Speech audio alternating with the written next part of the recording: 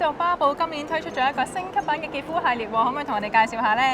可以啊，咁啱咧喺5月嘅時候咧，巴寶咧就推出咗新嘅潔膚系列啦。咁新嘅潔膚系列咧，升級咗咧係特別喺潔淨功能上面啦。咁潔淨功能我哋會揀選咗咧就係辣木籽嘅水取啦。咁係整體咧我哋嘅潔膚產品咧都將嗰個潔淨嘅功能咧大大提升，同埋好多人咧都有關注咧，就係話洗面嘅時候咧會唔會咧洗到塊面好乾啊、好不適啊咁樣嘅情況啦。咁呢一個咧，我哋成個系列咧都好尊重我哋皮膚嘅酸鹼值啦，所以咧就係會好親膚性非常之高，唔會話特別影響到我哋嘅皮膚咧，保濕嘅功能咧做得非常之好嘅。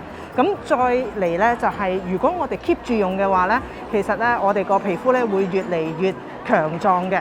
哦，咁你最推薦係邊一款潔膚產品呢？我會推薦咧我手頭上嘅呢一個嘅透明質酸潔膚霜啦。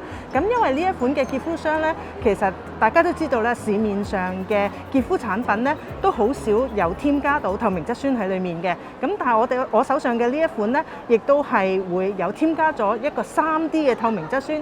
個意思咧就係話喺裡面咧，我哋有大、中、小分子嘅透明質酸喺裡面。咁特別咧，好適合咧，就係俾好乾燥嘅皮膚使用嘅。哇，咁多功效，大家快啲過嚟參觀下啦！